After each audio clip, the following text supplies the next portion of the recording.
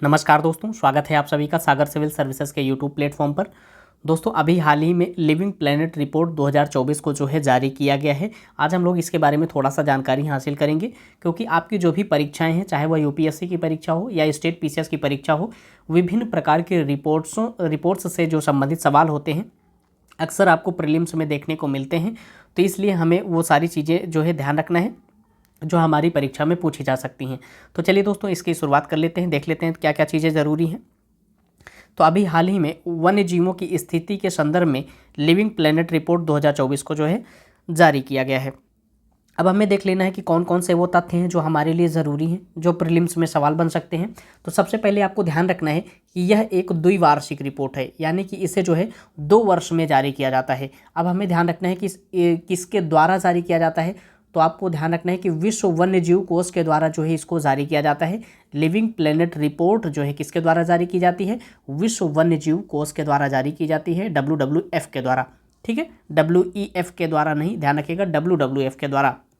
और रिपोर्ट के जो महत्वपूर्ण बिंदु हैं जिन्हें हमें देखना चाहिए, रिपोर्ट के अनुसार वर्ष 1970 से 2020 के दौरान पिछले 50 वर्षों में वन्य जीव आबादी के औसत आकार में 73% तक की जो है गिरावट दर्ज की गई है। जब यह रिपोर्ट 2022 में जो है जारी की गई थी, तो 2022 के अनुसार इसमें जो है कितने प्रतिशत की गिरावट बताया गया था? तो यह 69% की गिरावट बताई गई थी। और वन्य जीव आबादी में सबसे तीव्र गिरावट जो है कहाँ पर आई है, ये चीज़ आपको ध्यान रखना है। लैटिन अमेरिका एवं कैरिबियाई क्षेत्र में लगभग 95% तक की गिरावट आई है। अफ्रीका के क्षेत्र में यह आई है 76% तक की। और एशिया प्रशांत क्षेत्र में यह जो है 60% तक की इसमें गिरावट दर्ज की गई है। रिपोर्ट में सर्वाधिक गिरावट मीठे पानी के पारिस्थितिकी तंत्र में, यानी कि लगभग 85% तक की जो है दर्ज की गई है। सर्वाधिक गिरावट कहाँ पर?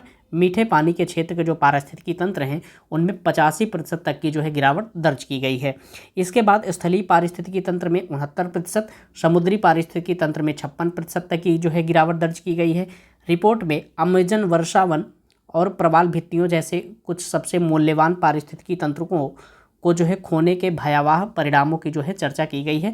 यानी कि इस रिपोर्ट में बताया गया है कि अमेजन वर्षावन है या प्रवाल भित्तियाँ जो हैं और इनसे संबंधित कुछ जो महत्वपूर्ण मूल्यवान पारिस्थितिकी तंत्र हैं, इनको खोने के संदर्भ में जो है इसके परिणामों को बताया गया है। ठीक है, यानी कि इनको जो है काफ़ी नुकसान हो सकता है भविष्य में। चलिए इसके बारे में थोड़ा सा और देख लेते हैं। इस रिपोर्ट में प्रदूषण को एशिया एवं प्रशांत क्षेत्र में वन्य जीव आबादी के लिए एक अतिरिक्त खतरा बताया गया है, जिसमें औसतन 60% तक की गिरावट दर्ज की गई है। ठीक है, रिपोर्ट में कहा गया है कि किसी प्रजाति की आबादी एक निश्चित स्तर से नीचे गिरती है तो वह प्रजाति पारिस्थितिकी तंत्र में अपनी सामान्य भूमिका निभाने में सक्षम नहीं हो पाती है, और इसमें बीज प्रसार, परागण, चराई, पोषक चक्रण एवं पारिस्थितिकी तंत्र को क्रियाशील रखने वाली अन्य कई प्रक्रियाएं जो हैं वह शामिल हैं। ठीक है, दुनिया भर में वन्य जीव आबादी के लिए सबसे बड़ा खतरा आवास की क्षति है। यह पारिस्थितिकी तंत्र में दोस्तों आपको ध्यान रखना है, जब पर्यावरण एवं पारिस्थितिकी से संबंधित सवाल प्रीलिम्स में पूछे गए हैं, कम से कम यह सवाल 8 से 10 बार पूछा गया है कि दुनिया भर में वन्य जीव आबादी के लिए सबसे बड़ा खतरा कौन सा है? तो यह आवास की क्षति को जो है उसमें विकल्प में सही करना होता था। ठीक है, और उसमें जो है गिरावट इसके कारण हुई है।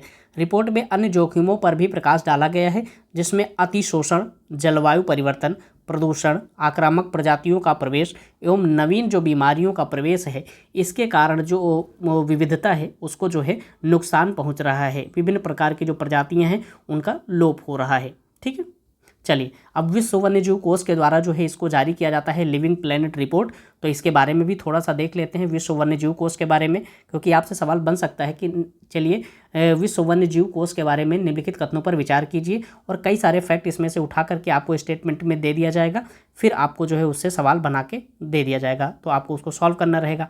तो ध्यान रखना है, विश्व वन्य जीव कोष जो है एक अंतर्राष्ट्रीय गैर सरकारी संगठन है, एक अंतर्राष्ट्रीय गैर सरकारी संगठन है, और इसकी स्थापना वर्ष 1961 में की गई थी। ठीक है, और इसका मुख्यालय कहाँ पर है? तो ये ग्लैंड स्विट्जरलैंड में है। ठीक है, कहाँ पर है? तो ग्लैंड स्विट्जरलैंड में है। इसका उद्देश्य वन्य जीवों की लुप्त प्राय प्रजातियों की रक्षा और प्राकृतिक आवासों को संरक्षित करना है। यानी कि इसका मुख्य उद्देश्य क्या है?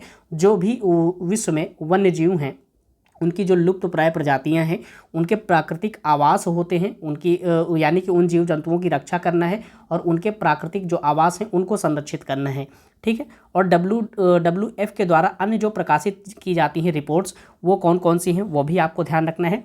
तो एक तो लिविंग प्लैनेट रिपोर्ट हो गई है, ठीक है, जिसके बारे में आप पढ़ रहे हैं, और एक लिविंग प्लैनेट इंडेक्स भी है जो इसी के द्वारा जारी किया जाता है, विश्व वन्यजीव कोष के द्वारा। और इसके अलावा एक अन्य जो है इकोलॉजिकल फुटप्रिंट कैलकुलेशन